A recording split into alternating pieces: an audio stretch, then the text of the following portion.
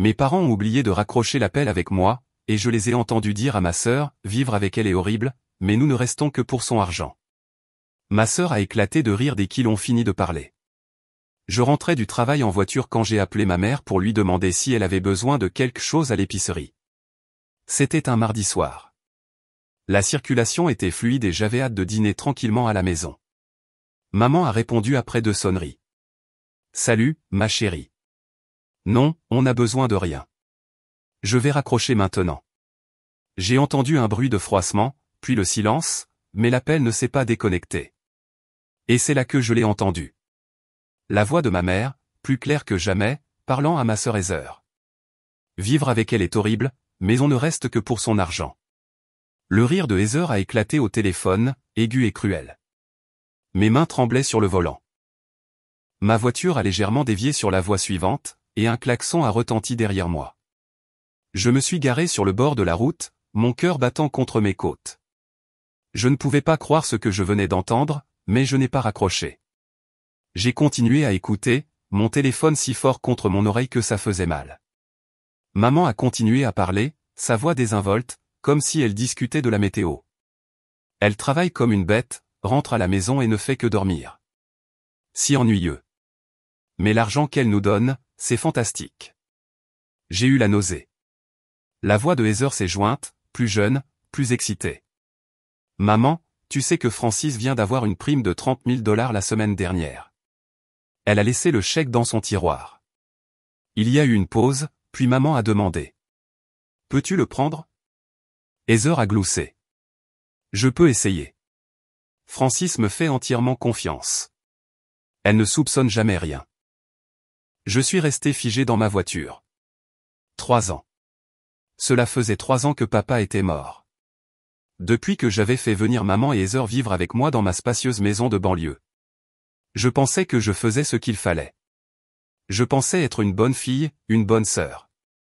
Je travaillais 60 heures par semaine comme chef comptable dans une grande entreprise, m'assurant qu'elles avaient tout ce dont elles avaient besoin. Chaque fois que j'achetais un cadeau à maman, elle me demandait si elle pouvait l'échanger contre de l'argent.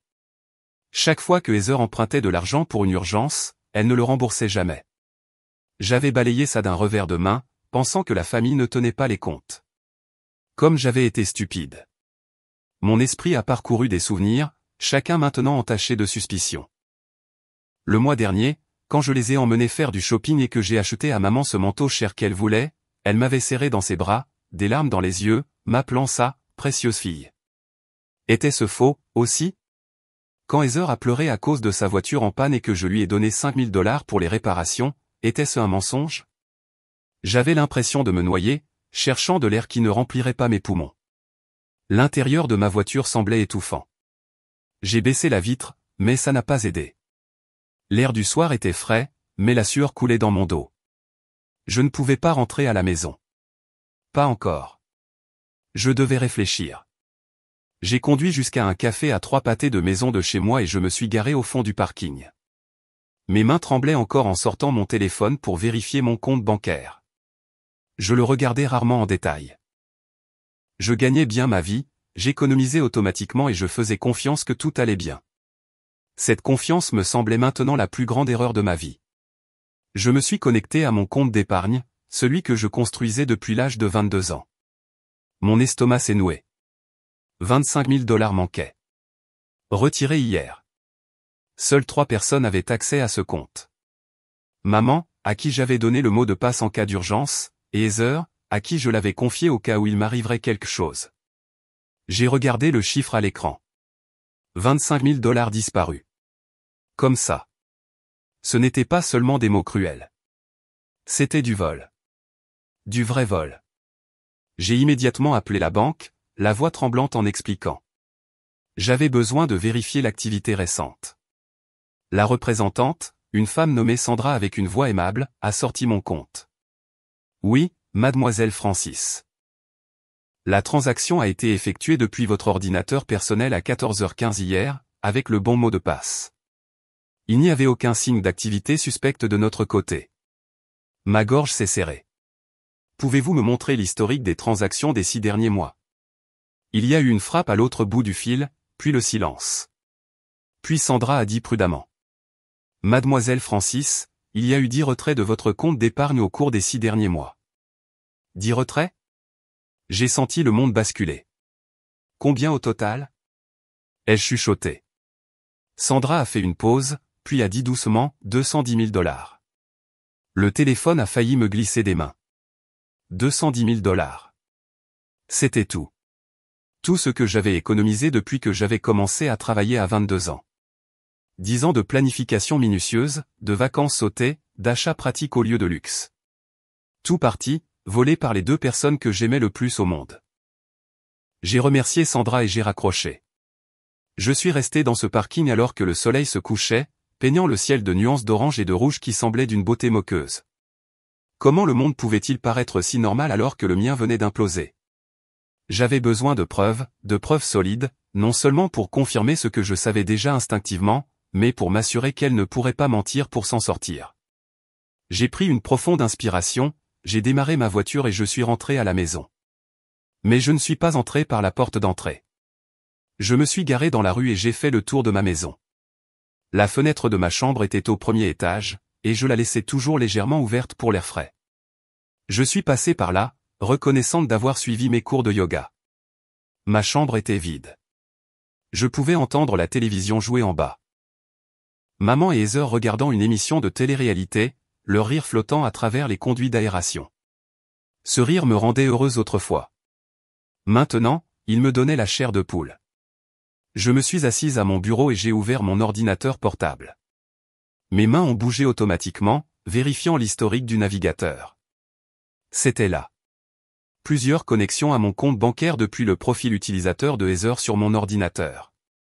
Elle faisait ça depuis des mois. J'ai parcouru l'historique, ma vision se brouillant de larmes. Elle n'avait pas seulement accédé à mes économies. Elle avait aussi utilisé mes cartes de crédit, faisant des achats en ligne. Sac à main de créateur, chaussures, vêtements, bijoux. J'ai ouvert mes relevés de cartes de crédit, quelque chose que j'avais été trop occupée et trop confiante pour vérifier régulièrement. 70 000 $ de frais. 70 000 $ que je n'ai pas dépensés.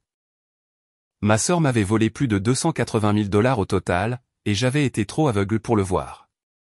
Je n'ai pas dormi cette nuit-là. Je ne pouvais pas. Je suis resté allongé dans mon lit, fixant le plafond, écoutant les bruits de ma maison. Vers minuit, j'ai entendu des pas devant ma porte. Heather. Elle a fait une pause, et j'ai retenu mon souffle. Puis, elle a continué, se dirigeant vers la salle de bain. J'ai attendu d'entendre sa porte se refermer avant de me lever. J'avais besoin de plus de preuves. J'avais besoin de comprendre jusqu'où cela allait. Je suis descendu furtivement dans la cuisine, me déplaçant silencieusement dans l'obscurité. Je connaissais chaque craquement de ces planchers, chaque planche lâche à éviter. C'était ma maison. Je l'avais achetée il y a 5 ans, m'étais épuisé au travail pour me la payer, et elle l'avait transformée en leur banque personnelle. Je suis arrivé dans la chambre de maman au 1er étage. La porte était légèrement entr'ouverte. Je l'ai poussée doucement, priant pour qu'elle ne grince pas. La pièce était sombre. La respiration de maman, profonde et régulière. J'ai allumé la lampe de poche de mon téléphone, la gardant basse, et je l'ai dirigée vers le sol. Je devais trouver quelque chose, n'importe quoi, qui m'aiderait à comprendre. Sa commode était encombrée des crèmes et des parfums chers que je lui avais achetés. J'ai ouvert les tiroirs avec précaution. Des vêtements. Plus de vêtements, certains encore avec leurs étiquettes, des choses que je ne l'avais jamais vu porter. Dans le tiroir du bas, sous une pile de pulls, j'ai trouvé une boîte en métal verrouillée. Mon cœur battait la chamade. J'ai essayé de l'ouvrir, mais elle était verrouillée. J'avais besoin de la clé. J'ai fouillé la pièce, vérifiant sous le matelas, dans le placard, à l'intérieur des boîtes à chaussures. Rien. Puis je me suis souvenu que maman portait toujours un collier spécifique, une chaîne en argent qu'elle n'enlevait jamais. La clé pourrait-elle être dessus? Je me suis approché de son lit. Elle était allongée sur le côté, la chaîne visible sur son cou. J'ai tendu la main, ma main tremblant. Mes doigts ont touché le métal froid. Il y avait quelque chose de petit qui pendait. Une minuscule clé. J'ai retenu mon souffle et j'ai travaillé sur le fermoir du collier, essayant d'être aussi douce que possible. Cela a pris une éternité. Finalement, Il s'est détaché. Maman a bougé, marmonnant quelque chose dans son sommeil. Je me suis figé, ne respirant même plus. Après ce qui a semblé une éternité, sa respiration s'est de nouveau stabilisée. J'ai pris la clé et je suis retourné à la boîte verrouillée. Mes mains tremblaient en insérant la clé et en la tournant. Clic. À l'intérieur se trouvaient des papiers, des relevés bancaires, mais pas pour des comptes que je reconnaissais. Je les ai sortis et je les ai lus à la lumière de mon téléphone. C'étaient des comptes à mon nom. Des comptes que je n'avais jamais ouverts. Carte de crédit, un prêt personnel, une ligne de crédit, tous à mon nom, tous avec des soldes importants. Les cartes de crédit seules avaient 35 000 $ de frais. Le prêt personnel était de 50 000 $. La ligne de crédit avait été utilisée jusqu'à son maximum de 35 000 $. 120 000 $ de dettes dont je ne savais rien. Elles avaient falsifié ma signature. Elles avaient volé mon identité. Ce n'était plus seulement du vol. C'était une fraude systématique. J'ai tout photographié avec mon téléphone, m'assurant que chaque document était clair et lisible. Puis j'ai soigneusement tout remis en place, j'ai verrouillé la boîte et je l'ai retournée dans le tiroir exactement comme je l'avais trouvé. Je devais rendre le collier de maman. Je suis retourné à son chevet, le cœur dans la gorge. Alors que je tendais la main vers son cou pour refermer la chaîne, elle s'est soudainement retournée. J'ai sauté en arrière, me pressant contre le mur. Elle me faisait face maintenant, les yeux toujours fermés, mais elle bougeait. J'ai attendu, respirant à peine, jusqu'à ce qu'elle se calme à nouveau. Puis, avec une lenteur douloureuse, j'ai réussi à remettre le collier. J'ai quitté la pièce aussi vite que j'ai osé, mes jambes tremblant si fort que j'ai failli tomber dans les escaliers. De retour dans ma chambre, j'ai transmis toutes les photos à mon email, puis à un service de stockage en nuage. Je ne prenais aucun risque. Puis je me suis autorisé à le ressentir. Tout. La trahison, la colère, le chagrin. Je me suis effondré sur le sol, le dos contre le lit, et j'ai pleuré silencieusement dans mes mains. C'étaient les personnes qui étaient censées m'aimer. Maman m'avait tenu quand je m'étais écorché le genou enfant. Heather et moi partagions des secrets tard dans la nuit quand nous étions enfants. Nous étions proches autrefois, ou du moins c'est ce que je pensais. Est-ce que quelque chose de tout cela avait été réel? Ou avais-je toujours été juste une proie pour elle, une source d'argent à exploiter? J'ai pensé à papa. Il est mort quand j'avais 29 ans. Ou du moins, c'est ce que maman m'avait dit. Un accident de voiture, avait-elle dit, en pleurant au téléphone. J'avais immédiatement pris l'avion pour rentrer, m'étais occupé de toutes les funérailles, j'avais tout payé. Mais maintenant, assise dans l'obscurité de ma chambre, j'ai réalisé quelque chose d'étrange. Les funérailles avaient été petites, à cercueil fermé. Maman avait dit que les blessures de papa étaient trop graves, qu'il avait été incinéré rapidement. Je n'avais jamais remis cela en question parce que j'étais submergé par le chagrin. Mais il n'y avait eu aucun ami aux funérailles, aucun collègue, aucune famille élargie. Juste moi, maman et Heather. À l'époque, j'avais pensé que c'était parce que papa était une personne privée. Maintenant, je me demandais s'il y avait une autre raison. Le matin est arrivé trop tôt. J'ai entendu maman et Heather bouger en bas, leur voix joyeuse. Je me suis forcé à me lever, à me laver le visage et à m'habiller pour le travail. Je me suis regardé dans le miroir. Mes yeux étaient rouges et gonflés, avec des cernes en dessous. J'avais l'air d'avoir traversé l'enfer, parce que c'était le cas. J'ai appliqué du maquillage supplémentaire, essayant de couvrir les preuves de ma nuit blanche. Puis je suis descendu. Maman était dans la cuisine en train de faire du café. « Bonjour, ma chérie », a-t-elle dit avec un sourire éclatant. Heather était à table, faisant défiler son téléphone. Elle a levé les yeux. « Bonjour, sœurette. Tu as l'air fatiguée. Nuit difficile au travail? » Je voulais leur crier dessus. Je voulais leur jeter toutes les preuves au visage et les regarder se tortiller. Mais je ne l'ai pas fait. À la place, j'ai souri. Juste une longue semaine. Je vais y aller tôt aujourd'hui. Maman m'a versé une tasse de café. Tu travailles trop, ma chérie. N'oublie pas de prendre soin de toi. L'ironie de ces paroles était presque drôle. N'oublie pas de prendre soin de moi alors qu'elle me saignait à blanc. J'ai pris le café, je l'ai bu rapidement et je suis parti. En allant au travail, j'ai appelé l'avocat que j'avais consulté hier. Andrew. Sa secrétaire m'a immédiatement mise en communication. Francis, j'ai réfléchi à votre cas. Vous avez besoin de preuves solides, relevés bancaires, enregistrement de sécurité si vous en avez, toute communication écrite. Je lui ai parlé de ce que j'avais trouvé la nuit dernière. Les documents falsifiés, les faux comptes. Andrew est resté silencieux un moment, puis a dit, c'est plus grave qu'un simple vol. C'est une fraude à l'identité à grande échelle. Vous devez immédiatement porter plainte, mais d'abord, sécurisez vos actifs. Changez tous vos mots de passe, gelez votre crédit, appelez vos banques et vos compagnies de cartes de crédit. Je l'ai remercié et j'ai raccroché. Puis j'ai fait exactement ce qu'il a dit. Au moment d'arriver à mon bureau, j'avais changé tous mes mots de passe en utilisant des chaînes aléatoires de chiffres et de lettres que j'ai notées dans une application sécurisée. J'avais appelé ma banque et gelé mes comptes. J'avais contacté les agences de crédit et placé des alertes de fraude sur mon rapport de crédit. Je reprenais le contrôle. Mais j'avais besoin de plus. J'avais besoin de preuves irréfutables qu'elle me volait en temps réel. Cet après-midi-là, pendant ma pause déjeuner, je suis allé dans un magasin d'électronique et j'ai acheté 2 petites caméras de sécurité. Elles étaient conçues pour ressembler à des objets ordinaires, une horloge et un cadre photo. Je les installerai dans ma chambre et mon bureau à domicile ce soir. Ce soir-là, j'ai quitté le travail plus tôt, disant à mon patron que j'avais un rendez-vous chez le médecin. Je suis rentré avant que maman et Heather ne reviennent d'où qu'elles soient allées. J'ai rapidement installé les caméras, les connectant à une application sur mon téléphone. Je pouvais regarder les images en direct et recevoir des alertes chaque fois qu'un mouvement était détecté. Puis je suis reparti, allant m'asseoir dans le même café qu'hier, attendant qu'elle rentre. 1 heure plus tard, mon téléphone a vibré. Mouvement détecté dans mon bureau à domicile. J'ai ouvert l'application et j'ai regardé le flux en direct. Heather est entrée dans mon bureau, a regardé attentivement autour d'elle, puis s'est assise à mon ordinateur. Elle a essayé de se connecter, mais mon mot de passe avait changé. Elle a froncé les sourcils, a essayé quelques combinaisons que j'avais apparemment utilisées auparavant. Rien n'a fonctionné.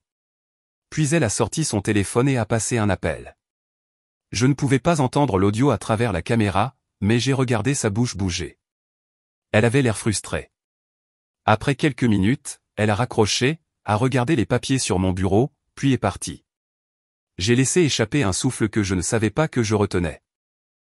Le changement de mot de passe l'avait arrêté, du moins pour l'instant. Mais cela confirmait tout.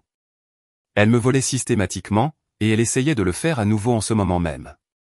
Le lendemain matin, j'ai fait comme si de rien n'était. Je suis allé au travail, je suis rentré à mon heure habituelle. Maman a préparé le dîner et nous nous sommes toutes assises ensemble à la table de la cuisine, comme nous l'avions fait au cours des 3 dernières années. Heather a parlé d'une émission qu'elle regardait. Maman a posé des questions sur ma journée. J'ai répondu par de courtes phrases, luttant pour garder ma voix stable. Après le dîner, je suis monté dans ma chambre. Vers 21 heures, j'ai entendu frapper à ma porte. « Entrez » ai-je appelé. Heather est entrée, son expression amicale. « Salut Serette, je peux emprunter ton ordinateur portable ? Le mien déconne et je dois vérifier mes emails. » C'était le moment. Le moment que j'attendais. « Bien sûr » ai-je dit en me levant de mon lit.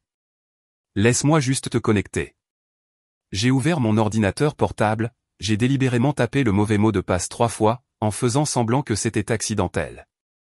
Mince, j'oublie toujours mon nouveau mot de passe. Je l'ai changé après l'avertissement de faille de sécurité que j'ai reçu. Les yeux de Heather ont vacillé avec quelque chose que je n'arrivais pas à déchiffrer. De l'agacement. De la peur. « Oh, tu as changé tous tes mots de passe » a-t-elle demandé nonchalamment. « Ouais, tous. Quelqu'un a essayé de pirater mon email la semaine dernière, alors j'ai tout mis à jour. J'ai fait semblant de lutter à nouveau avec le mot de passe, puis je me suis finalement connecté. Voilà. Qu'est-ce que tu as besoin de vérifier ? » Heather a hésité. « En fait, laisse tomber. J'utiliserai simplement mon téléphone. Merci quand même. » Elle est partie rapidement, trop rapidement.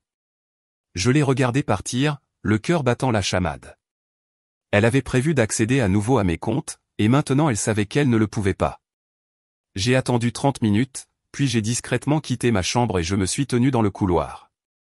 Je pouvais entendre des voix d'en bas. Maman et Heather parlant à voix basse. Je me suis approché des escaliers, restant dans l'ombre. Elle a changé tous ses mots de passe, disait Heather. Je ne peux accéder à rien. La voix de maman était sèche. A-t-elle dit pourquoi? Une histoire de faille de sécurité. Mais maman, je pense qu'elle sait. Il y a eu un long silence. Puis maman a dit, il faut qu'on agisse plus vite. Combien on a maintenant? Heather a répondu. Environ 350 000 $ au total de ses comptes. Mais il y en a plus dans son compte d'investissement. Près de 300 000 $ si on pouvait y accéder. Maman l'a coupé. Trop risqué maintenant. On doit se préparer à partir. Mon sang s'est glacé. Partir? Elle prévoyait de s'enfuir. Mais la maison? A demandé Heather. Elle lui appartient, maman. On ne peut pas la prendre. Maman a ri, un son qui m'a donné la chair de poule. Non, mais on peut lui rendre la vie infernale avant de partir. Tu te souviens du plan dont on a discuté? Celui avec les billets à ordre? Les faux documents de prêt? Heather semblait excitée. Oui. On dira que Francis nous a emprunté 200 000 $ au cours des 3 dernières années. On a les documents falsifiés prêts. Si elle essaie de nous poursuivre, on contre-attaquera. Ça l'empêtrera dans des batailles juridiques pendant des années. Je ne pouvais pas croire ce que j'entendais. Elles avaient planifié ça. Tout ça. Les faux documents de prêt que j'avais trouvés dans la boîte verrouillée de maman ne servaient pas seulement à couvrir leurs traces. Elles se préparaient à me piéger. Je me suis éloigné des escaliers, l'esprit en ébullition. Je devais agir maintenant. Je ne pouvais plus attendre. Je suis retourné dans ma chambre, j'ai attrapé mon téléphone et j'ai appelé Andrew. Il était tard, près de 22 heures, mais il a répondu. Francis, qu'est-ce qui ne va pas? Je lui ai tout raconté ce que je venais d'entendre.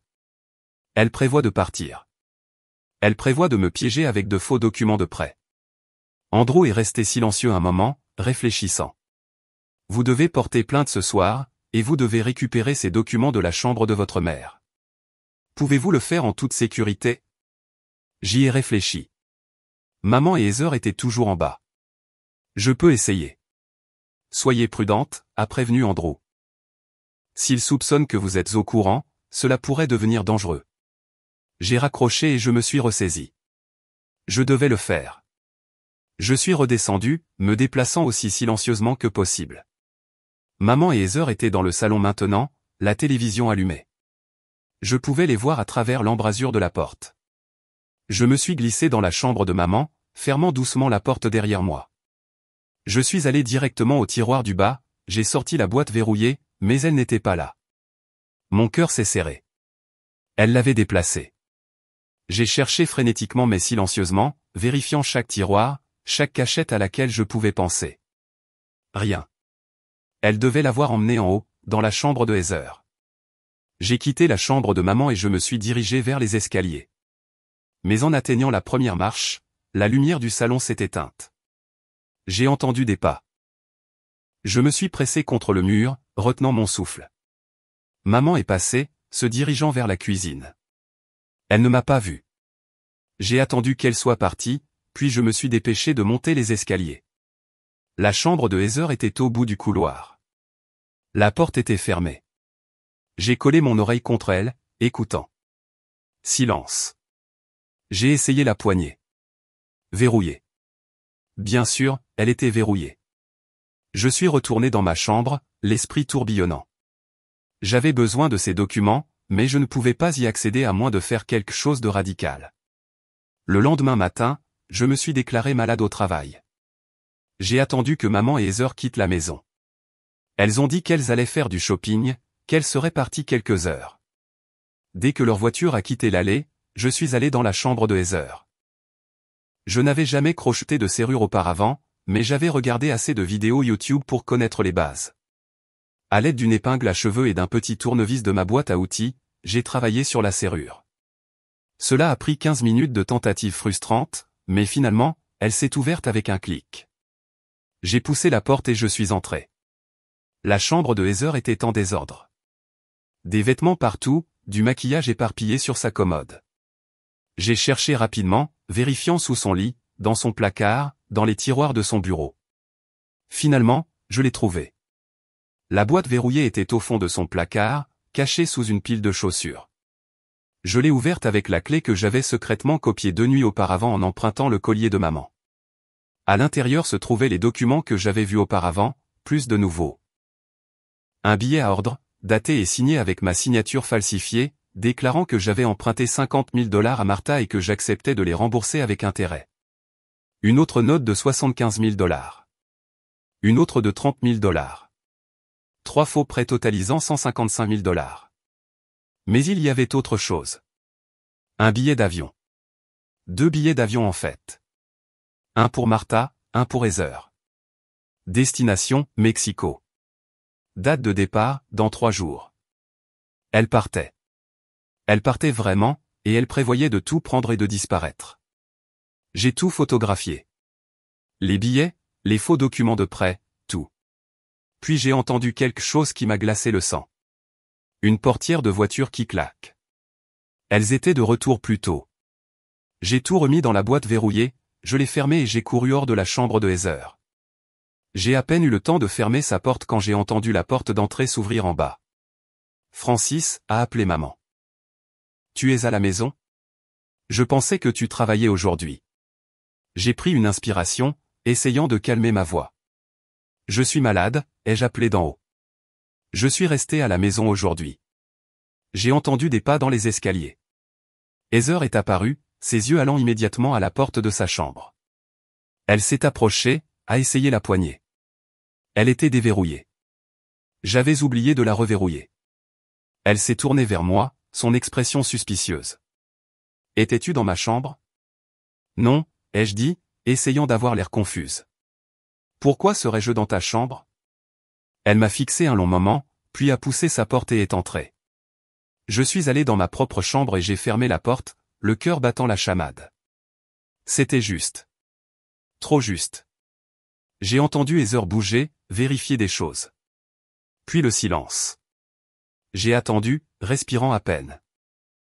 Quelques minutes plus tard, on a frappé à ma porte. Entrez, ai-je dit. Maman et Heather se tenaient là, leur visage sérieux. Maman a parlé la première. Francis, il faut qu'on parle. Mon estomac s'est noué. À propos de quoi? L'expression de maman était triste, sympathique même, un masque parfait. Ma chérie, on s'inquiète pour toi. Tu as agi étrangement ces derniers temps. Les changements de mots de passe, le fait de te déclarer malade, et maintenant Heather dit que tu étais dans sa chambre. Je n'étais pas dans sa chambre, ai-je protesté. Heather a secoué la tête, ses yeux se remplissant de larmes. De fausses larmes. Je le voyais maintenant, à quel point tout en elle était faux. Sœurette, je pense que tu as été sous trop de stress. Travailler si dur, prendre soin de nous. Peut-être que tu as besoin d'aide. D'une aide professionnelle. Je les ai regardés, la compréhension se faisant jour. C'était leur jeu. Si je les accusais, elles diraient que j'étais instable. Elles diraient que j'imaginais des choses. Le gaslighting classique. Je n'ai pas besoin d'aide, ai-je dit fermement. Je vais bien. Maman s'est assise sur mon lit, tapotant la place à côté d'elle. Viens t'asseoir avec moi, ma chérie. Parlons-en. Je n'ai pas bougé. Il n'y a rien à dire. Je vais bien, et je n'étais pas dans la chambre de Heather. L'expression de maman s'est légèrement durcie. Francis, tu nous empruntes de l'argent depuis des années. Tu te souviens? Tu nous dois pas mal. Le souffle m'a manqué. Voilà. Le mensonge qu'elle prévoyait de raconter. Je ne vous ai jamais emprunté d'argent, ai-je dit. Heather a sorti un papier de sa poche, l'un des billets à ordre falsifiés. Si, sœurette.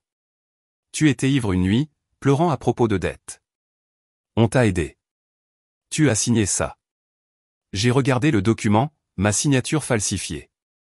C'était bien fait. Si je ne savais pas mieux, j'aurais pu le croire moi-même. Ce n'est pas ma signature, ai-je dit. Maman s'est levée, son masque amical glissant. Francis, on a 3 notes comme ça. Tu nous dois 155 000 $. On a été patiente, mais si tu vas être difficile à ce sujet, on devra prendre des mesures légales. J'ai senti le piège se refermer sur moi. Elles allaient prétendre que je leur devais de l'argent en utilisant des documents que j'aurais prétendument signés. Qui me croirait alors qu'elles avaient des papiers? Mais j'avais quelque chose qu'elles ne connaissaient pas. Des preuves, des photos, des enregistrements de caméras. Je devais juste aller à la police avant qu'elles ne puissent faire plus de dégâts. J'ai besoin d'air, ai-je dit en me levant. Je vais faire un tour. Maman s'est mise devant la porte. Je ne pense pas que ce soit une bonne idée. Tu n'es clairement pas bien. Peut-être qu'on devrait appeler quelqu'un. C'était ça. Elles allaient essayer de me faire interner ou quelque chose du genre. Me faire passer pour folle. Dégage de mon chemin, ai-je dit, ma voix plus dure que je ne l'avais jamais utilisée avec elle. Les yeux de maman se sont écarquillés, mais elle n'a pas bougé. Puis j'ai entendu Heather derrière moi au téléphone. Oui, j'ai besoin d'aide. Ma sœur a une crise de santé mentale. Elle est agressive et on a peur. Elle appelait le 911. Elle appelait vraiment la police pour moi. Tout s'est déroulé au ralenti après ça. J'ai essayé de passer devant maman, mais elle m'a attrapé le bras. Francis, calme-toi, a-t-elle dit fort, comme si elle jouait pour un public. Je me suis dégagé et, ce faisant, j'ai fait tomber mon téléphone de la table de chevet. Il a heurté le sol et l'écran s'est fissuré, formant des toiles d'araignée sur le verre. Elle détruit des choses, a crié Heather au téléphone. S'il vous plaît, dépêchez-vous. Je me suis penché pour attraper mon téléphone, mais maman a été plus rapide. Elle l'a repoussé du pied et il a glissé sous le lit. Je me suis mise à genoux, tendant la main pour l'atteindre. Arrête, a dit maman. Tu nous fais peur. J'ai attrapé mon téléphone et je me suis levé, reculant vers la fenêtre. J'appelle mon avocat, ai-je dit. Mais quand j'ai essayé de déverrouiller mon téléphone, l'écran fissuré ne répondait pas correctement. J'ai appuyé plus fort, essayant désespérément de le faire fonctionner. Puis j'ai entendu des sirènes. 15 minutes plus tard, 2 policiers se tenaient dans ma chambre. L'officier Davis, un homme grand d'une quarantaine d'années aux yeux bienveillants, et l'officier Thompson, plus jeune, plus sceptique. Maman pleurait, sa performance digne d'un Oscar. Officier, merci d'être venu. Ma fille Francis a été sous beaucoup de stress. Elle a agi de manière irrationnelle, détruisant des choses, nous menaçant. Heather se tenait derrière maman, son visage l'image de l'inquiétude, désignant mon téléphone cassé sur le sol. Elle a jeté son téléphone et a dit qu'elle nous ferait du mal si on essayait de l'empêcher de partir. Je suis resté là, engourdi par l'incrédulité. Ça ne pouvait pas arriver. Ce n'est pas ce qui s'est passé, ai-je dit, ma voix tremblante. Elles mentent. Elles m'ont volé. J'ai des preuves. L'officier Davis m'a regardé attentivement. Madame, pouvez-vous nous dire ce qui se passe? J'ai pris une inspiration, essayant d'organiser mes pensées malgré la panique qui me griffait la poitrine. Ma mère et ma sœur m'ont volé plus de 350 000 $ au cours des 6 derniers mois. Elles ont ouvert des cartes de crédit et des prêts à mon nom sans ma permission. J'ai des documents, des relevés bancaires, des enregistrements de caméras de sécurité. Elles prévoyaient de fuir au Mexique dans 3 jours. J'ai vu maman et Heather échanger un regard. L'officier Thompson a pris la parole. C'est une accusation grave. Avez-vous des preuves que vous pouvez nous montrer maintenant? J'ai fait un geste vers mon téléphone. C'est sur mon téléphone, mais l'écran est cassé. J'ai aussi des documents dans mes emails et mon stockage en nuage. L'officier Davis a hoché la tête. Pouvez-vous accéder à vos emails depuis un ordinateur? Oui, ai-je dit en me dirigeant vers mon ordinateur portable. Mais Heather s'est soudainement jetée en avant et l'a attrapé. Ne la laissez pas faire, a-t-elle crié. Elle va supprimer des preuves. Elle invente des histoires sur nous depuis des semaines. L'officier Thompson a attrapé le bras de Heather. Mademoiselle, veuillez reculer. Il s'est tourné vers moi. Madame, pouvez-vous nous montrer calmement ces preuves? J'ai ouvert mon ordinateur portable, mes mains tremblant si fort que je pouvais à peine taper. J'ai sorti mes emails, j'ai trouvé les photos que je m'étais envoyées, les enregistrements de la caméra de sécurité de Heather dans mon bureau, les relevés bancaires montrant les retraits, les photos des faux documents de prêt et des billets d'avion. L'officier Davis s'est penché, étudiant l'écran. Son expression est devenue sérieuse. Officier Thompson, jetez un coup d'œil à ça. Pendant qu'ils examinaient les preuves, j'ai jeté un coup d'œil à maman. Ses larmes s'étaient arrêtées. Elle fixait l'écran de l'ordinateur portable, son visage pâle. Heather pleurait, mais de vraies larmes maintenant, pas de fausses. Des larmes de peur. L'officier Davis s'est redressé. Mademoiselle Francis, c'est en effet très sérieux. Nous aurons besoin que vous veniez au poste pour déposer une plainte officielle. Le soulagement m'a envahi. Il me croyait. Cependant, a ajouté l'officier Thompson en regardant maman et Heather, nous aurons également besoin de vos déclarations à toutes les deux. Ne quittez pas la ville. Maman a retrouvé sa voix. Officier, vous ne comprenez pas. Francis a été instable. Elle nous a emprunté de l'argent. Nous avons des billets à ordre. Elle est allée les chercher dans la chambre de Heather. Quand elle est revenue, elle les a tendus à l'officier Davis. Regardez, sa signature. Elle nous doit de l'argent et maintenant elle invente ses accusations folles. L'officier Davis a examiné les documents. Ceux-ci devront être analysés par des experts judiciaires pour vérifier les signatures. Il m'a regardé. Mademoiselle Francis, avez-vous des documents avec votre véritable signature que nous pouvons comparer? J'ai hoché la tête. Mon passeport, mon permis de conduire, mes contrats de travail, tout est dans mon classeur en bas. L'officier Thompson est allé les chercher. Pendant que nous attendions, la tension dans la pièce était suffocante. Maman ne voulait pas me regarder. Heather sanglotait doucement. Je ne ressentais qu'un vide froid. Lorsque l'officier Thompson est revenu, l'officier Davis a comparé les signatures. Même moi, je pouvais voir la différence. Les signatures sur les billets à ordre étaient proches, mais pas tout à fait justes. La pente du F était différente. La boucle du A n'était pas la même. Celles-ci nécessiteront une analyse professionnelle, a déclaré l'officier Davis. Mais je peux voir des divergences. Mademoiselle Francis, je vous recommande fortement de venir avec nous au poste pour déposer une plainte complète. Nous devrons également saisir ces documents comme preuve. Il s'est tourné vers maman et Heather. Vous n'êtes pas en état d'arrestation pour le moment, mais vous êtes toutes les deux des personnes d'intérêt dans une enquête pour fraude. Ne quittez pas la juridiction. Le masque de maman s'est finalement fissuré. C'est ridicule. Nous sommes sa famille. Elle invente tout ça parce qu'elle est malade mentalement. L'expression de l'officier Thompson s'est durcie. Madame, nous avons des preuves qui suggèrent le contraire. Si vous n'avez rien fait de mal, l'enquête le prouvera. Mais les preuves que mademoiselle Francis nous a montrées sont préoccupantes. J'ai rassemblé mon ordinateur portable, mon téléphone cassé et mon sac à main. En me dirigeant vers la porte avec les officiers, j'ai regardé maman et Heather une dernière fois. Elles se tenaient dans ma chambre, la pièce que j'avais choisie, pour laquelle j'avais choisi des couleurs de peinture si soigneusement, où je m'étais senti en sécurité. Maintenant, elles semblaient souillées. Tout semblait souillé. Au poste de police, j'ai passé 3 heures à faire ma déposition. Je leur ai tout raconté. L'appel téléphonique que j'avais surpris, l'argent manquant, les faux comptes, les documents falsifiés, les billets d'avion. J'ai fourni l'accès à mes comptes bancaires, à mes emails, aux enregistrements de ma caméra de sécurité.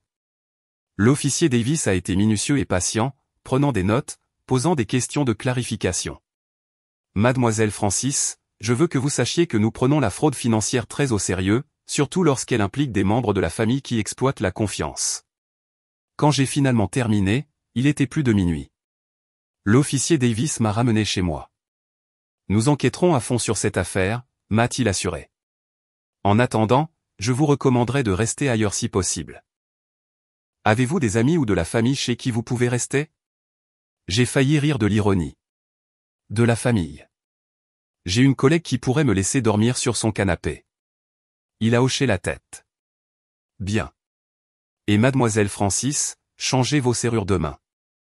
Légalement, c'est votre maison. Vous avez tout à fait le droit de la sécuriser. Je l'ai remercié et je suis sorti de la voiture. La maison était sombre. En remontant l'allée, j'ai remarqué quelque chose qui m'a fait chavirer. La porte d'entrée était grande ouverte. J'ai rappelé l'officier Davis avant qu'il ne puisse partir. Il est sorti, la main sur son arme, et nous nous sommes approchés ensemble. La maison avait été saccagée. Des tiroirs ouverts, des coussins jetés du canapé, des papiers éparpillés partout. Et maman et Heather étaient partis, complètement partis. Leur chambre était vide. Vêtements, articles de toilette, tout avait disparu. Mais elles avaient pris plus que leurs affaires. La télévision avait disparu. Ma boîte à bijoux était vide.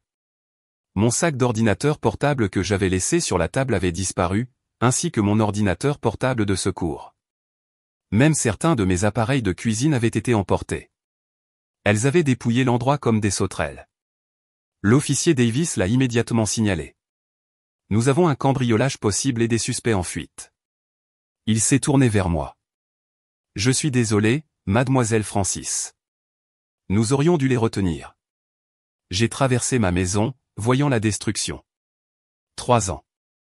3 ans qu'elles vivaient dans ma maison, mangeaient ma nourriture, dépensaient mon argent.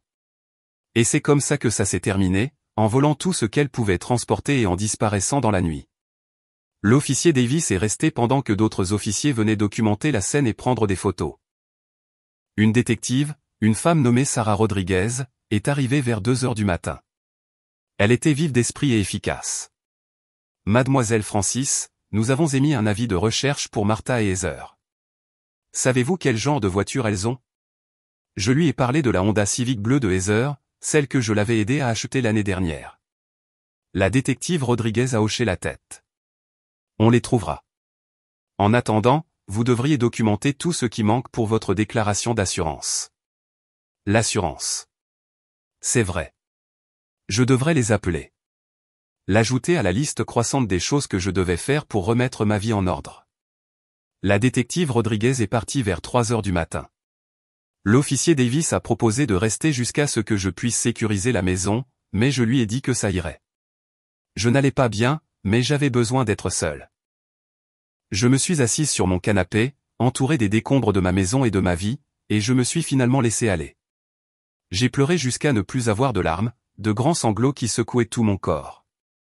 J'avais perdu ma famille. J'avais perdu mon argent. J'avais perdu mon sentiment de sécurité. Tout ce que j'avais construit, tout ce pourquoi j'avais travaillé, me semblait vide de sens. Alors que le soleil commençait à se lever, peignant mon salon détruit d'une pâle lumière grise, j'ai pris une décision. Je n'allais pas les laisser me détruire complètement. Je me battrais. Je m'en sortirais. J'ai appelé ma collègue Jennifer à 7 heures du matin, sans me soucier qu'il soit tôt. Jen, j'ai besoin d'une énorme faveur. 1 heure plus tard, j'étais dans son appartement, douché et portant des vêtements empruntés. Elle m'a fait du café et des toasts, que je n'ai pas pu manger, et m'a écouté lui raconter tout. Quand j'ai fini, elle m'a serré fort dans ses bras. Tu resteras ici aussi longtemps que tu en auras besoin. Et Francis, tu vas t'en sortir. Tu es la personne la plus forte que je connaisse.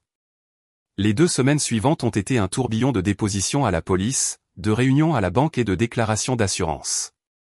La détective Rodriguez m'a tenu au courant de l'enquête. Ils avaient trouvé la Honda de Heather abandonnée à l'aéroport. Les enregistrements de sécurité montraient maman et Heather montant à bord d'un vol pour Miami, puis probablement en correspondance pour un vol international. Mais la piste s'arrêtait là. Elles avaient utilisé de fausses identités, probablement celles qu'elles avaient préparées depuis longtemps. Ce n'était pas une fuite improvisée. Elles l'avaient planifiée. La police avait contacté Interpol, mais trouver 2 femmes qui ne voulaient pas être trouvées, peut-être au Mexique ou au-delà, prendrait du temps et des ressources. Pendant ce temps, je devais faire face aux conséquences. Mon entreprise, Dieu merci, avait été d'un grand soutien. Mon patron, Richard, m'a appelé dans son bureau 3 jours après que tout soit arrivé. J'appréhendais cette conversation. Francis, j'ai entendu ce qui s'est passé. Je suis vraiment désolé. Sa sympathie sincère m'a presque brisé à nouveau. Merci, ai-je réussi à dire. Il s'est penché en avant. Je veux que tu saches que ton emploi est sûr. Nous t'apprécions. Prends tout le temps dont tu as besoin. Nous organiserons des services de conseil si tu le souhaites. Et s'il y a quoi que ce soit que nous puissions faire pour t'aider, dis-le-moi. J'ai hoché la tête, submergé par sa gentillesse. C'était étrange que mon patron montre plus de sollicitude que ma propre famille. En fait, ai-je dit avec hésitation, la banque me met la pression à propos des prêts frauduleux. Ils veulent des documents prouvant que ce n'était pas moi. Pourriez-vous fournir une lettre confirmant mon emploi et mon salaire? Cela pourrait aider à prouver que je n'avais aucune raison de contracter ces prêts. Richard a immédiatement hoché la tête. Absolument. Je demanderai au RH de préparer quelque chose de complet. Ce petit acte de soutien signifiait tout. Au moins, j'avais toujours mon travail. Au moins, quelque chose dans ma vie restait stable. Mais la situation avec la banque empirait. Même si j'avais fourni des preuves de fraude, les rouages de la bureaucratie tournaient lentement. J'étais harcelé par des agents de recouvrement pour de l'argent que je n'avais pas emprunté. Ma cote de crédit, qui avait été excellente, chutait. Chaque jour ressemblait à un combat contre un nouvel incendie. Je passais mes soirées après le travail au téléphone avec des compagnies de cartes de crédit, des banques, des services de fraude. Chaque conversation m'obligeait à revivre le traumatisme, à expliquer encore et encore ce qui s'était passé. Certains représentants étaient sympathiques, d'autres sceptiques, leur ton laissant entendre que j'essayais d'éviter de payer des dettes légitimes. Un jour particulièrement horrible, j'ai éclaté en sanglots au téléphone avec un agent de recouvrement qui ne voulait pas m'écouter. « Madame, vous avez signé ces documents. Vous avez pris cet argent. Vous devez le rembourser. » « Je n'ai rien signé, ai-je crié, regrettant immédiatement d'avoir perdu mon sang-froid. Je suis victime d'usurpation d'identité. J'ai porté plainte. J'ai des preuves. L'agent de recouvrement est resté impassible. Jusqu'à ce que l'enquête soit terminée et que nous recevions des documents juridiques prouvant la fraude, la dette demeure. Nous pouvons mettre en place un plan de paiement si cela vous aide. J'ai raccroché et j'ai de nouveau pleuré. J'avais l'impression que tout ce que je faisais maintenant, c'était pleurer. Jennifer m'a trouvé ce soir-là, assise sur le sol de sa salle de bain, serrant mes genoux. « Et, allez. On va te chercher à manger. » Je ne pouvais pas manger. J'avais perdu 7 kilos depuis le début. Rien n'avait de goût. Rien ne me semblait juste. Puis quelque chose s'est produit qui a tout changé. J'ai reçu un email d'une adresse inconnue. L'objet disait « Je sais où elles sont ». Mon premier instinct a été de le supprimer. Cela pourrait être du spam ou, pire, une arnaque s'attaquant à des personnes désespérées comme moi. Mais la curiosité l'a emporté. Je l'ai ouvert. Le message était bref. Je sais pour Martha et Heather. Je sais ce qu'elles vous ont fait parce qu'elles me l'ont fait aussi. Retrouvez-moi au Riverside Coffee Shop demain à 14 h. Venez seul. Je peux vous aider. Lorraine. J'ai fixé l'écran. Lorraine. Je ne connaissais personne nommé Lorraine, mais elle connaissait maman et Heather. Elle connaissait leur nom. J'ai transmis l'email à la détective Rodriguez et je l'ai appelée. J'ai reçu ce message étrange. Pourrait-il être légitime? La détective Rodriguez a été prudente. Il pourrait s'agir de quelqu'un ayant des informations ou cela pourrait être dangereux. Si vous décidez d'y aller, nous aurons des officiers à proximité qui surveilleront. N'y allez pas seul dans le vrai sens du terme. Alors, le lendemain, vêtu d'un jean et d'un pull que Jennifer m'avait prêté, je suis entré dans le Riverside Coffee Shop à 14 h précises. La détective Rodriguez et un autre officier étaient dans une voiture banalisée de l'autre côté de la rue. J'ai commandé un café que je ne boirais pas et je me suis assise à une table d'angle, le dos au mur, pour pouvoir voir l'entrée. À 14h15, une femme est entrée. Elle avait environ 35 ans, les cheveux noirs attachés en queue de cheval, portant un tailleur comme si elle venait de sortir d'un bureau. Elle a regardé autour d'elle, m'a repéré et s'est approchée. « Francis » a-t-elle hoché la tête. Elle s'est assise en face de moi. « Je m'appelle Lorraine. Merci de m'avoir rencontré. » De près, j'ai pu voir la lassitude dans ses yeux, le même regard épuisé que j'avais probablement. « Comment connaissez-vous ma mère et ma sœur » ai-je demandé, sautant les politesses. Lorraine a pris une inspiration. Parce qu'elles ont fait exactement la même chose à ma famille il y a 10 ans. Mon sang s'est glacé. Quoi? Lorraine a sorti un dossier de son sac et l'a fait glisser sur la table. À l'intérieur se trouvaient des documents, des relevés bancaires, des rapports de police, des photos. Martha et Heather ont vécu avec nous pendant 2 ans. Elles ont dit qu'elles fuyaient le père violent de Francis et qu'elles avaient besoin d'aide. Ma famille les a accueillies. Au cours de ces 2 années, elles nous ont volé 215 000 $. J'ai feuilleté les documents, mes mains tremblant. Il y avait des photos de maman et Heather, plus jeunes, mais incontestablement elles. Attendez, ai-je dit, mon esprit luttant pour traiter l'information. Il y a 10 ans, mais mon père est mort il y a 3 ans. L'expression de Lorraine était triste, pleine de pitié. Francis, je suis vraiment désolé de vous dire ça, mais votre père n'est pas mort il y a 3 ans. Il est mort il y a 10 ans. Je le sais parce que j'étais à ses funérailles.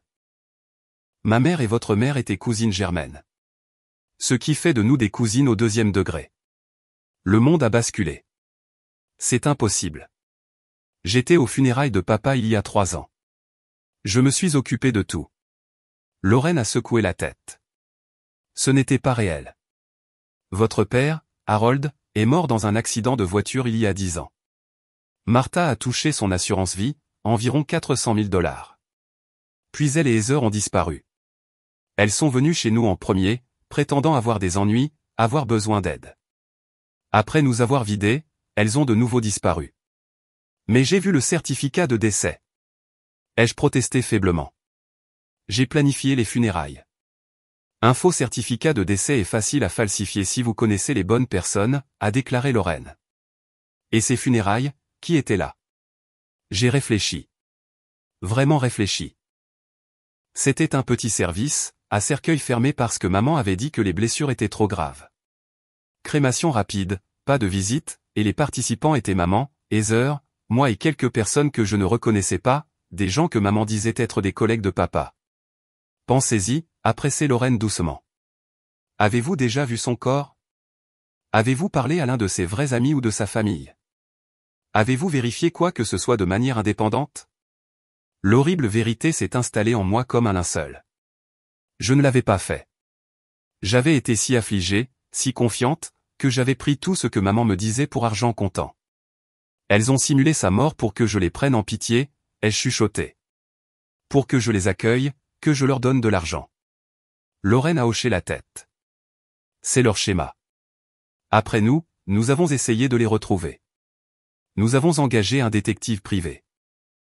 Il a trouvé des preuves d'au moins 8 autres familles qu'elles avaient escroquées en 20 ans. Des histoires différentes à chaque fois, mais toujours le même résultat. Elles gagnent la confiance, volent tout ce qu'elles peuvent, puis disparaissent. 8 familles, peut-être plus. Ce n'était pas seulement 2 personnes faisant de mauvais choix. C'étaient des prédateurs organisés et systématiques. Pourquoi me dites-vous ça? Ai-je demandé. Les yeux de Lorraine se sont durcis. Parce que j'ai passé 10 ans à essayer de les trouver et d'obtenir justice. Quand j'ai vu l'article de presse sur votre affaire en ligne, sur l'enquête de la police, j'ai su que c'était elles. Et je veux vous aider à les attraper. Je sais où elles sont. Mon cœur a bondi. Où? Lorraine a sorti son téléphone et m'a montré des photos. Des photos récentes de maman et Heather marchant dans une rue. L'architecture semblait vieille, coloniale. Je les suis. Elles sont dans une petite ville appelée San Miguel, à environ 3 heures d'ici. Elles ont loué un appartement sous de faux noms, mais je les ai trouvées. Comment? Lorraine a souri d'un air sombre. Je suis devenu très doué pour trouver les gens qui ne veulent pas être trouvés. Au cours des 10 dernières années, j'ai suivi des transactions financières, des schémas de médias sociaux, tout ce qui pouvait me mener à elles. Quand elles ont utilisé une carte de crédit dans une station-service il y a 2 semaines, la charge a déclenché mon système d'alerte. Je les surveille depuis. Il faut le dire à la police, ai-je dit en attrapant mon téléphone. Déjà fait, a dit Lorraine. J'ai contacté la détective Rodriguez avant de vous envoyer un email. Il y a une équipe prête à intervenir. Je voulais vous rencontrer d'abord, cependant, pour vous préparer. Me préparer à quoi? L'expression de Lorraine s'est adoucie. À ce que vous allez ressentir lorsque vous les verrez arrêtés. À la colère, à la satisfaction, mais aussi au chagrin. Parce que quoi qu'elles aient fait, elles sont toujours votre famille. Et perdre ça, vraiment, vraiment perdre ça, ça va faire mal. Elle avait raison. Même maintenant, même en sachant tout, une partie de moi les aimait encore. Une partie de moi se souvenait encore de maman me lisant des histoires au coucher, de Heather me tressant les cheveux. Ces souvenirs étaient réels pour moi, même si leur amour ne l'était pas. Êtes-vous prête? A demandé Lorraine. La police veut agir rapidement, aujourd'hui si possible. Ils veulent que nous soyons toutes les deux là pour les identifier positivement. Étais-je prête? Je ne le savais pas, mais j'ai quand même hoché la tête. Finissons en. 3 heures plus tard, j'étais dans la voiture de la détective Rodriguez, conduisant sur des routes de campagne sinueuses vers San Miguel. Lorraine était dans la voiture derrière nous avec l'officier Davis. 2 autres véhicules de police suivaient. C'était tout un convoi se dirigeant pour arrêter ma mère et ma sœur. La ville était petite, pittoresque, avec des rues bordées d'arbres et de vieux bâtiments. Nous nous sommes garés à 2 pâtés de maison de l'immeuble où elle logeait. La détective Rodriguez nous a donné, à moi et à Lorraine, des gilets pare-balles, juste par précaution. On ne s'attend pas à de la violence, mais on est préparé. Mes mains tremblaient en attachant le gilet. C'était vraiment en train d'arriver. Nous avons marché jusqu'à l'immeuble, les officiers nous entourant. Appartement 2B, 2e étage. La détective Rodriguez a frappé. Police, ouvrez. Pendant un long moment, rien. Puis des pas. La porte s'est ouverte et il y avait maman. Elle a vu les officiers d'abord. Puis ses yeux m'ont trouvé. La couleur a quitté son visage. Francis, a-t-elle soufflé.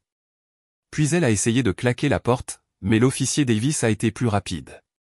Il l'a ouverte et les officiers se sont engouffrés à l'intérieur.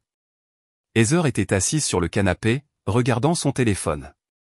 Quand elle nous a vus, elle l'a laissé tomber et a essayé de courir vers la porte arrière, mais il y avait déjà des officiers là-bas. Elle a été attrapée en quelques secondes. Je me suis tenu dans l'embrasure de la porte, les regardant toutes les deux se faire menotter, leur droit leur étant lu. Maman pleurait, suppliant, « Francis, s'il te plaît. Tu ne comprends pas. On peut t'expliquer. » Je me suis approché, la regardant dans les yeux. « Expliquer quoi? Expliquer comment vous avez simulé la mort de papa? Comment vous m'avez volé plus de 350 000 $? Comment vous prévoyez de me piéger avec de faux prêts? » Son expression a changé. Le masque est tombé complètement. Maintenant, il n'y avait que du calcul froid. Tu ne peux rien prouver de tout ça. La détective Rodriguez s'est avancée. En fait, on le peut. On a de nombreuses preuves, dossiers financiers, enregistrements de sécurité, analyse médico-légale des documents falsifiés, et maintenant le témoignage de plusieurs victimes sur 20 ans. Elle a fait un geste vers Lorraine, qui se tenait à côté de moi. Vous êtes toutes les deux en état d'arrestation pour fraude, usurpation d'identité, falsification et complot. Vous serez extradées vers notre juridiction pour faire face à des accusations. Alors qu'elles étaient emmenées menottées, Heather m'a regardé. Je te déteste, a-t-elle craché. C'est de ta faute. Si tu avais continué à nous donner de l'argent, rien de tout cela ne serait arrivé. Ces mots auraient dû me blesser. Mais je n'ai ressenti que de la pitié. Elle le croyait vraiment. Elle croyait qu'elles étaient les victimes ici. À la voiture de police, maman s'est retournée une dernière fois. Francis, je suis ta mère. Comment peux-tu me faire ça? J'ai soutenu son regard fermement. Tu as cessé d'être ma mère il y a longtemps, si tu l'as jamais vraiment été. Le trajet de retour a été silencieux. J'étais assise dans la voiture de la détective Rodriguez, regardant le paysage défiler. Lorraine a tendu la main et m'a serré la mienne. Tu as fait ce qu'il fallait. Je sais, ai-je dit, mais faire ce qu'il fallait ne rendait pas la douleur moins vive. Au poste de police, nous avons de nouveau fait nos dépositions, identifié des preuves, fourni toutes les informations supplémentaires que nous pouvions. Il était plus de minuit lorsque nous avons enfin terminé. La détective Rodriguez m'a dit qu'ils avaient trouvé de nombreuses preuves dans l'appartement. Plusieurs fausses identités, des informations de compte pour d'autres victimes, des preuves de fraude supplémentaires. L'affaire contre elles était solide. Elles iront en prison pour longtemps, m'a-t-elle assuré. Et nous travaillons avec le procureur pour vous aider à récupérer autant de votre argent que possible de leurs actifs. J'ai hoché la tête, trop épuisé pour ressentir du soulagement. Lorraine et moi sommes sortis ensemble dans l'air frais de la nuit. Que se passe-t-il maintenant, ai-je demandé. Lorraine a souri, fatiguée, mais sincère. Maintenant, on reconstruit, toutes les deux. Nous avons échangé nos numéros, promettant de rester en contact. En la regardant partir, j'ai ressenti quelque chose que je n'avais pas ressenti depuis des semaines. Pas tout à fait de l'espoir.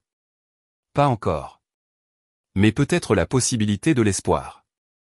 Peut-être le sentiment que je n'étais pas seul dans tout ça, après tout. Le procès a mis 3 mois à commencer. Pendant ce temps, j'ai lentement commencé à reconstruire ma vie. Je suis retourné dans ma maison après avoir changé toutes les serrures et fait installer un système de sécurité. Je ne pouvais pas me permettre de remplacer tout de suite tout ce qu'elles avaient volé, mais j'ai acheté une nouvelle télévision, j'ai progressivement remeublé les espaces qu'elles avaient vidés. Chaque nouvel achat ressemblait à une reconquête de territoire. Jennifer m'a aidé à repeindre les pièces, couvrant les anciennes couleurs que j'avais choisies quand je pensais encore avoir une famille. Nous avons peint ma chambre d'un bleu doux, ma cuisine d'un jaune chaud. De nouveaux départs, de nouvelles commencements. J'allais en thérapie 2 fois par semaine. Le docteur Morrison, la même psychologue qui m'avait évalué pendant la crise, est devenue ma thérapeute régulière. Elle m'a aidé à traiter le traumatisme, la trahison, le deuil compliqué de personnes qui étaient encore en vie mais mortes pour moi. Le travail est devenu mon sanctuaire. Richard avait tenu parole, me soutenant tout au long. Mes collègues étaient gentils, jamais indiscrets, mais offrant toujours leur aide. Je me suis jeté dans mon travail, trouvant du réconfort dans les chiffres et les feuilles de calcul où tout avait un sens logique. Contrairement à ma famille, les chiffres ne mentaient pas. Lorraine et moi nous rencontrions pour un café chaque semaine. Nous avons noué une amitié inattendue, liée par un traumatisme commun. Elle m'a parlé de son parcours thérapeutique, de la façon dont elle avait lutté avec la confiance pendant des années après ce que Martha et Heather avaient fait à sa famille. Ça devient plus facile, a-t-elle promis. Pas facile, mais plus facile. Tu apprends à faire à nouveau confiance, à t'ouvrir. Ça prend juste du temps. Du temps. Tout le monde disait que j'avais besoin de temps. Mais certains jours, le temps semblait un ennemi s'étirant sans fin avec la douleur. La situation avec la banque s'est lentement résolue, les preuves de la police et l'analyse médico-légale prouvant que les documents étaient des faux. Les dettes frauduleuses ont été progressivement effacées de mon dossier. C'était un cauchemar bureaucratique nécessitant d'innombrables appels téléphoniques, lettres et formulaires. Mais un par un, les comptes se sont fermés, les dettes ont disparu. Ma cote de crédit a commencé à se redresser. La police avait saisi des actifs de Martha et Heather, y compris de l'argent sur des comptes offshore qu'elles cachaient. Ce n'était pas tout, mais j'ai récupéré 150 000 $. Plus de la moitié de ce qu'elles avaient volé avait disparu, dépensé on ne sait où, mais 150 000 $, c'était quelque chose. Je l'ai mis sur un nouveau compte dans une autre banque, une avec des mesures de sécurité étendues. Je ne prenais plus de risques. Puis le procès est arrivé. J'étais assise dans la salle d'audience, Lorraine à mes côtés, alors que l'accusation exposait l'affaire. Les preuves étaient accablantes. Des relevés bancaires montrant un vol systématique. Des enregistrements de sécurité de Heather accédant à mes comptes. Des rapports médico-légaux prouvant que les signatures étaient des faux. Le témoignage de 8 autres victimes, des familles de tout le pays que Martha et Heather avaient détruites. J'ai écouté leurs histoires, chacune étrangement similaire à la mienne. Elles avaient toutes été approchées par Martha et Heather avec des histoires tristes. Elles les avaient toutes accueillies, leur avaient fait confiance. Elles avaient toutes été systématiquement volées. Le schéma était indubitable, indéniable. Ce n'était pas un crime opportuniste. C'était leur profession. Quand mon tour de témoigner est venu, je me suis dirigé vers la barre des témoins sur des jambes tremblantes. La procureure, une femme vive nommée Catherine Mills, m'a demandé de raconter au tribunal ce qui s'était passé. J'ai pris une inspiration et j'ai parlé. Je leur ai parlé de l'appel téléphonique, entendant ma propre mère dire que vivre avec moi était horrible. Je leur ai parlé de la découverte du vol, des faux comptes, des documents falsifiés. Je leur ai parlé d'avoir été manipulé, presque interné, de les avoir vus fuir avec mes affaires. Ma voix s'est brisée plusieurs fois, mais j'ai continué. Quand j'ai fini, Catherine a demandé, « Quel impact cela a-t-il eu sur votre vie ?» J'ai regardé Martha et Heather assises à la table de la défense. Elles ne voulaient pas croiser mon regard. Cela a détruit mon sentiment de sécurité, ma capacité à faire confiance. J'ai des cauchemars. Je remets en question chaque relation, me demandant si les gens ne font que m'utiliser. Mais surtout, cela a tué quelque chose en moi. La croyance que la famille signifie l'amour, que le sang compte. J'ai appris à la dure que parfois, les personnes qui devraient vous protéger sont celles qui vous blessent le plus. La défense a essayé de me dépeindre comme vindicative, comme quelqu'un qui leur avait volontairement donné de l'argent et qui le regrettait maintenant. Mais les preuves étaient trop solides. Les enregistrements de caméra ne mentent pas. Les signatures falsifiées ne mentent pas. Les témoignages de 8 autres familles ne mentent pas. Après 2 semaines de procès, le jury a délibéré pendant 4 heures. Quand ils sont revenus, j'ai serré la main de Lorraine si fort que mes doigts me faisaient mal. Pour l'accusation de complot en vue de commettre une fraude, comment trouvez-vous l'accusée Martha Stevens? Coupable.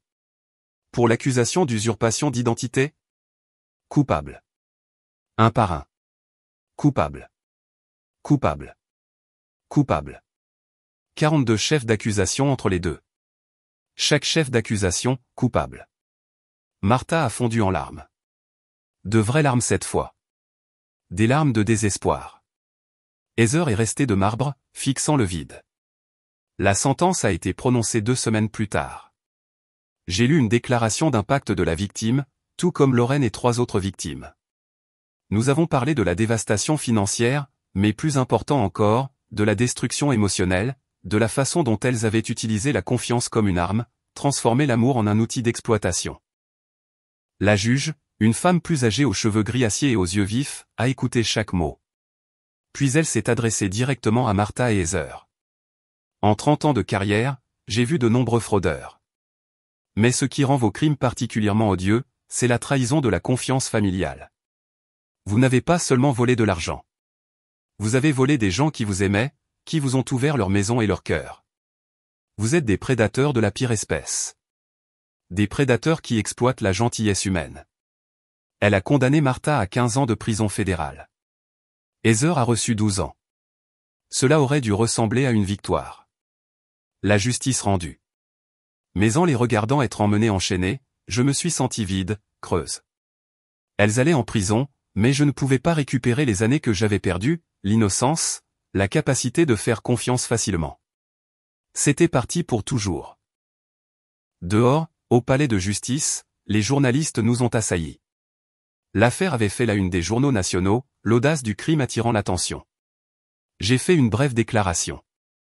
J'espère que cette affaire servira d'avertissement. Faites confiance, mais vérifiez. Même avec la famille, surtout avec la famille. Si quelque chose ne vous semble pas juste, enquêtez. Ne laissez personne vous faire douter de vos instincts. Et si cela vous est arrivé, a ajouté Lorraine, parlez-en. Signalez-le. Vous méritez la justice. Cette nuit-là, de retour chez moi, je me suis assise dans mon salon fraîchement repeint. Il avait l'air différent maintenant, plus léger, plus lumineux, non hanté par leur présence. J'ai pensé à tout ce qui s'était passé. 3 ans de mensonges, 350 000 $ volés, la mort de mon père simulé, mon identité volée, ma maison violée. Mais j'avais survécu. Je m'étais battu. J'avais gagné. Pas complètement. On ne gagne jamais complètement quand les gens qui vous blessent sont votre propre famille. Mais j'avais récupéré ma vie, ma paix, moi-même. Je me suis versé un verre de vin, ce que je faisais rarement maintenant, et je l'ai levé dans un toast silencieux. À la survie, à la justice, à la longue et difficile route de la guérison à venir. Et à la connaissance que j'étais plus forte que je ne l'avais jamais su. 3 mois après la sentence, je me suis réveillé dans ma maison et je n'ai pas immédiatement ressenti le poids de l'angoisse. C'était une petite chose, mais significative. Je me réveillais chaque matin avec de l'anxiété, avec le traumatisme résiduel de tout ce qui s'était passé. Mais ce matin-là, j'ai ouvert les yeux et j'ai ressenti quelque chose de différent. Pas du bonheur, pas encore, mais du calme. Le sentiment que peut-être, juste peut-être, j'allais m'en sortir. Je suis sorti du lit, j'ai fait du café et je me suis assise près de ma fenêtre, regardant le lever du soleil. Le quartier était calme, paisible. Cette maison était de nouveau à moi, pas à elle. À moi. Je l'avais reconquise pièce par pièce, souvenir par souvenir. Les nouvelles couleurs de peinture ont aidé. Le système de sécurité qui m'a donné la tranquillité d'esprit aussi. Mais surtout, j'avais changé ma façon de penser à cet espace. Ce n'était pas l'endroit où j'avais été trahi. C'était l'endroit où j'avais survécu. Le travail a continué d'être une source de stabilité. Richard m'avait promu au poste de comptable senior, reconnaissant la force dont j'avais fait preuve à travers tout. Vous avez prouvé que vous pouviez gérer la pression, avait-il dit. Ce genre de résilience est rare. La promotion est venue avec une augmentation de salaire, ce qui a aidé à reconstruire mes économies. Je mettais de nouveau de l'argent de côté, lentement mais sûrement.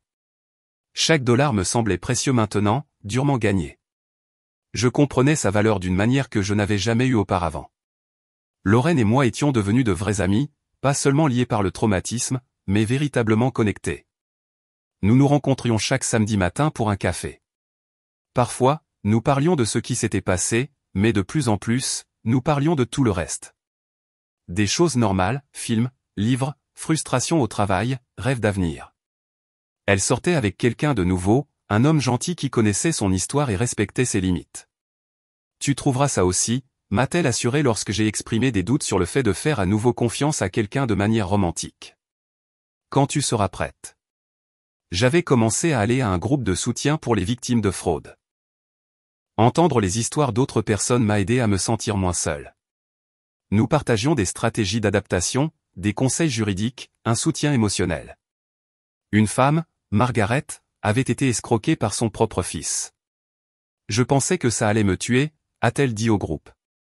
Mais je suis toujours là. Cicatrisé, mais là. C'est devenu mon mantra. Cicatrisé, mais là. Les cicatrices faisaient partie de moi maintenant. Elles m'avaient changé, m'avaient rendue plus prudente, moins naïvement confiante. Mais elles m'avaient aussi rendue plus forte, plus consciente de ma propre résilience.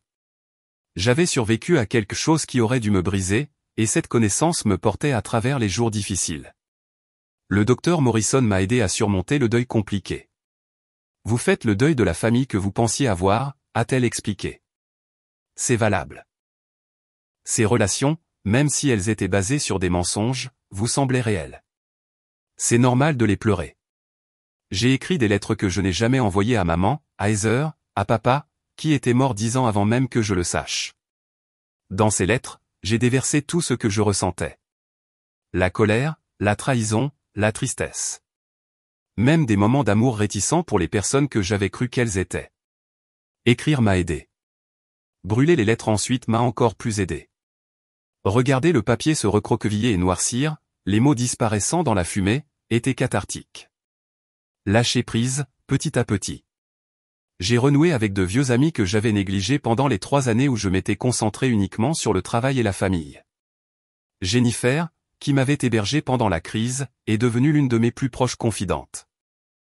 Elle ne m'a jamais fait sentir comme un fardeau, n'a jamais été fatiguée d'écouter quand j'avais besoin de parler. C'est ce que font les amis, a-t-elle dit simplement. Ils sont là. La reprise financière a été plus lente que je ne l'espérais, mais régulière. J'avais récupéré 150 000 $ des avoirs saisis.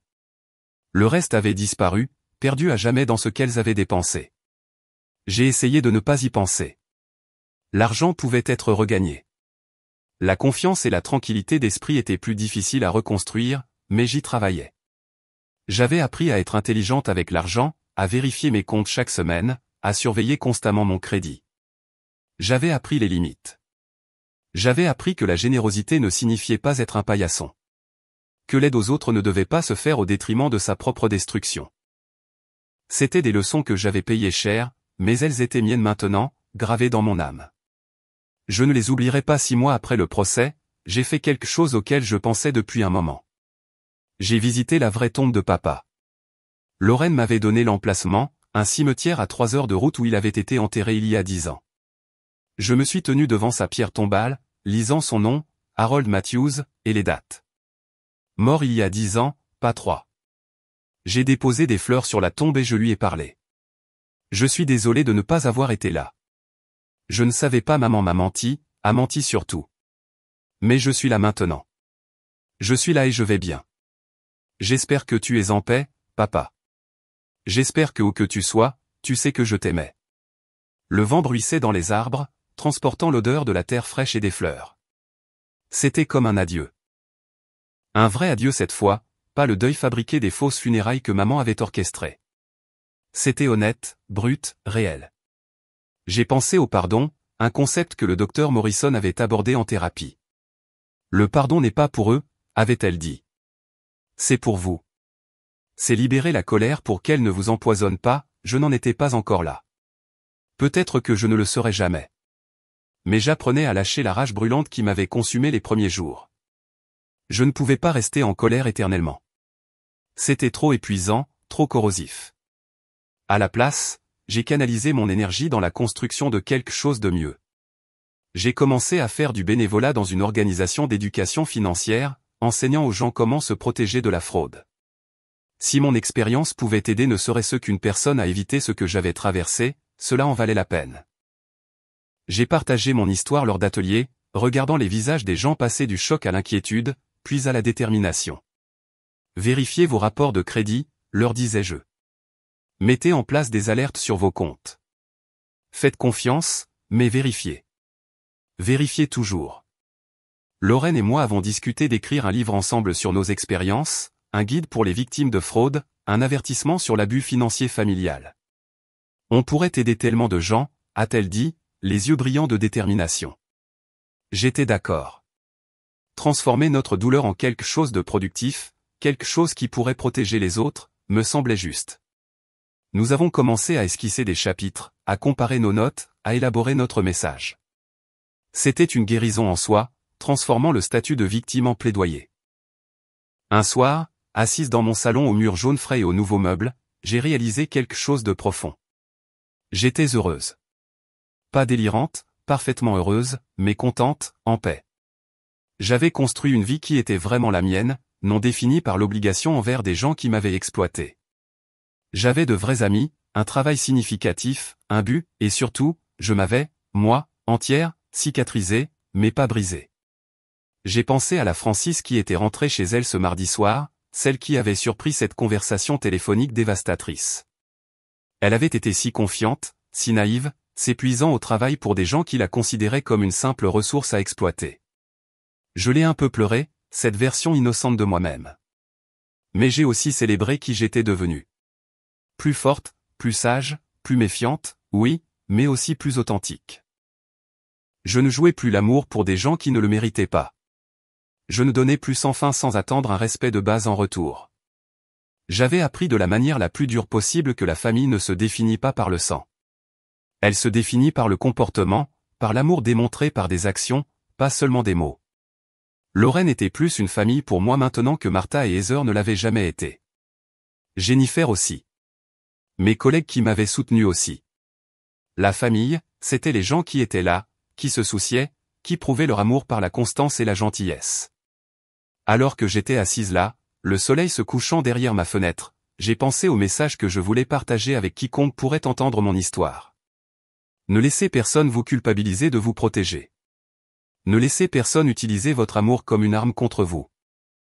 La confiance se gagne, elle ne se doit pas, même à la famille, surtout à la famille. Vous avez le droit à des limites. Vous avez le droit de dire non.